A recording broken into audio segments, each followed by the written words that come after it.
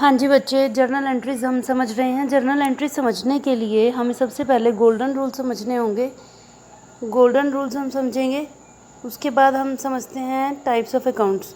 तो golden rule समझने के लिए हमें टाइप्स ऑफ अकाउंट समझने ज़रूरी हैं।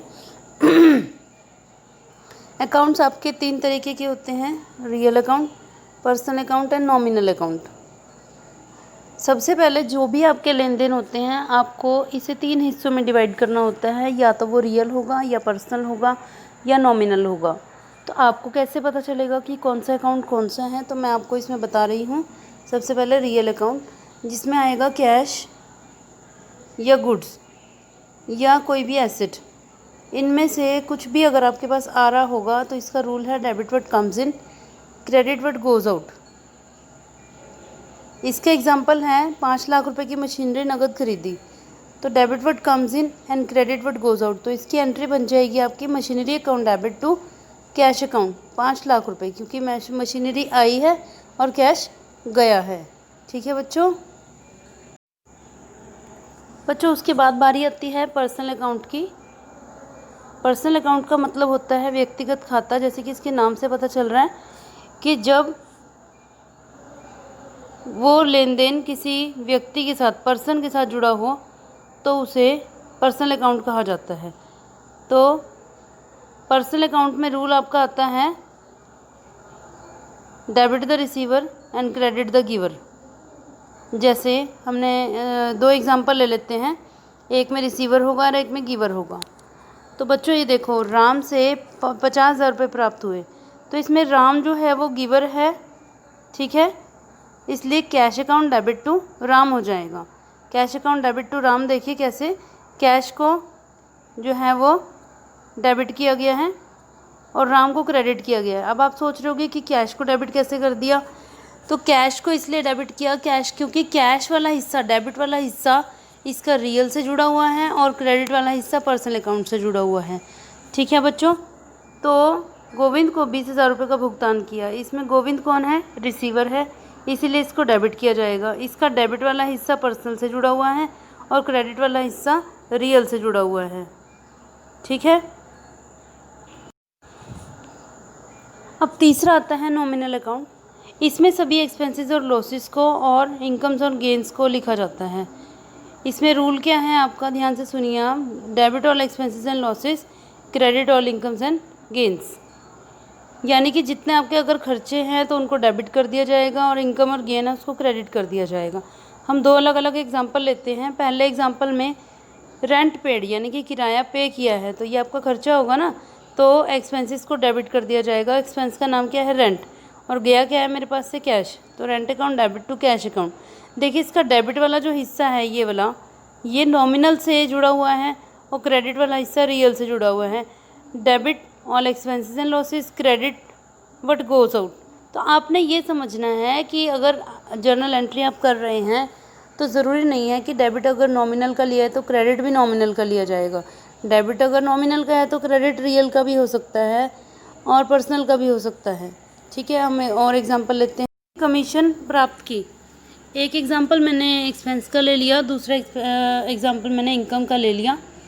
कमीशन प्राप्त की 10,000 रुपये, तो इसमें इनकम है कमीशन, तो इसकी एंट्री आपकी बन जाएगी cash account debit to commission account 10,000 रुपये। तो आप अब इन सारे रूल्स को एक साथ देखिए ज़रा। रियल अकाउंट में debit what comes in, credit what goes out, और पर्सनल अकाउंट में debit the receiver, credit the giver. Nominal account में debit all expenses and losses, credit all incomes and gains.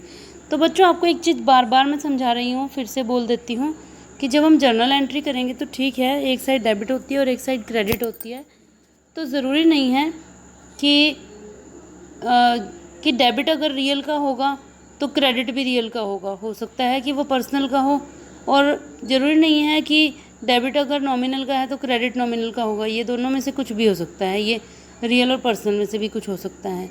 ठीक है। अब ये आपके कंप्लीट हो गए गोल्डन रूल्स। अब इसके बाद मैं आपको 10 जर्नल एंट्रीज़ जो हैं वो उनकी पिक सेंड कर रही हूँ, उसकी विद एक्सप्लेनेशन मैं आपको सेंड कर रही हूँ।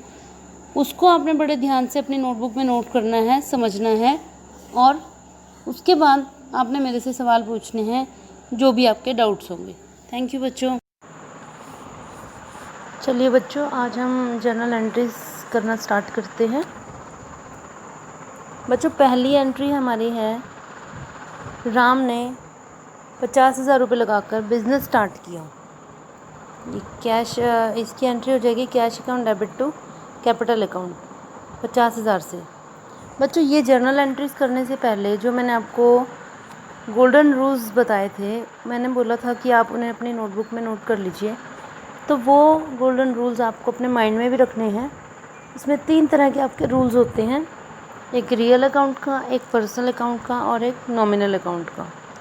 रियल अकाउंट में होता है debit what comes in, credit what goes out. Real का मतलब होता है कि कोई भी चीज़ जो रियलिटी में आपको नज़र आ रही, टेंजिबल, जिसे आप टच करके देख सकते हैं, जैसे कैश हो गया या गुड्स हो गए या माल हो गया, ठीक है, या मशीनरी हो गई, तो वो रियल होती है। अगर उसमें से कुछ आ रहा है तो डेबिट होगा और अगर जा रहा है तो क्रेडिट होगा। ये बात आपको याद रखनी है।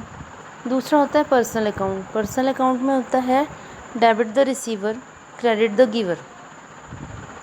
यानी कि अगर रिसीव करने वाला कोई है तो आपके पास डेबिट करना होगा, और अगर कोई देने वाला है तो उसको क्रेडिट करना होगा। उसके बाद आती है बारी नॉमिनल अकाउंट की। नॉमिनल अकाउंट में होता है debit all expenses and losses, credit all incomes and gains. जितने भी आपके एक्सपेंसेस और लॉसेस हैं उनको डेबिट किया जाएगा। कोई खर्चा है, नुकसान है, डेबिट कर दिया जाएगा, और कहीं से कोई इनकम हो रही है, गेन हो रहा है, प्रॉफिट हो रहा है, तो उसको क्रेडिट कर दिया जाएगा। तो आपने एक चीज़ बच्चों ध्यान में रखनी है कि जर्नल एंट्री में एक चीज़ डेबिट होती है और एक चीज़ क्रेडिट होती है। तो ज़रूरी नहीं है कि दोनों ही चीज़ें रियल होंगी। हो सकता है कि डेबिट वाला हिस्सा रियल का हो, क्रेडिट वाला हिस्सा पर्सनल का हो सकता है डेबिट वाला हिस्सा पर्सनल का हो, क्रेडिट वाला रियल का हो सकता है कि डेबिट वाला हिस्सा नॉमिनल का हो और क्रेडिट वाला हिस्सा रियल का हो। तो आपने ये नहीं सोचना कि अगर दोनों लगेंगे, डेबिट और क्रेडिट, वो रियल के होंगे तो दोनों ही रियल के लगेंगे। हो भी सकता है, ये नहीं भी हो सकता। तो आप देखिए, और इससे अलावा आपको ये भी याद रखना है कि जो आपकी एसेट्स होती हैं उनका डेबिट बैलेंस होता है और लायबिलिटीज़ और कैपिटल का क्रेडिट बैलेंस होता है। इसका ये मतलब है कि अगर आपकी एसेट्स बढ़ेंगी तो उसको डेबिट में लिखा जाएगा, और किसी भी वजह से अगर घटेंगी तो क्रेडिट में लिखा जाएगा, ठीक है। और जो लायबिलिटीज़ और कैपिटल है, अगर वो बढ़ेगी तो उसको क्रेडिट में लिखा जाएगा, और अगर घटेगी तो उसको डेबिट में लिखा जाएगा। तो चलिए बच्चों, अगर इन बातों को आपको दोबारा से सुनना है तो दोबारा से ऑडियो को रिप्ले कर सकते हैं आप, और एक एक बात को पॉज करके नोट कर सकते हैं अपनी नोटबुक में। उसके बाद दोबारा से आप पढ़ना, तब आपको मेरी सारी बातें समझ में आ जाएंगी। चलिए अब जर्नल एंट्री स्टार्ट करते हैं। पहली एंट्री मैंने आपको बताई कि राम ने अभी बिज़नेस स्टार्ट किया है 50,000 रुपये लगा के। तो इसकी जर्नल एंट्री आपकी बन जाएगी cash account debit to capital account 50,000 रुपये। कैसे? क्योंकि कैश आया है बिज़नेस में, इसलिए डेबिट व्हाट कम्स इन, जो कैश है आपका रियल है, और टू कैपिटल अकाउंट, कैपिटल जो है वो आपकी पर्सनल है। एक तरह से यूँ भी समझ सकते हो अब इसे कि कैपिटल आपकी बढ़ गई है, तो इसलिए इसको क्रेडिट में लिख दिया गया है। सेकेंड एंट्री आपकी 20,000 रुपये का माल नगद खरीदा, गुड्स परचेज फॉर कैश 20,000 रुपये। तो इसकी जर्नल एंट्री बनेगी purchases account debit to cash account. अब आप देखिए, इसमें ये जो डेबिट और क्रेडिट के लिए रूल लगा है, ये कैसे कि गुड्स आए हैं तो ये रियल अकाउंट हो गया, इसलिए डेबिट व्हाट कम्स इन, और कैश चला गया, ये भी रियल है, तो क्रेडिट व्हाट गोज़ आउट, तो इसलिए एंट्री आपकी बन गई परचेजेस अकाउंट डेबिट टू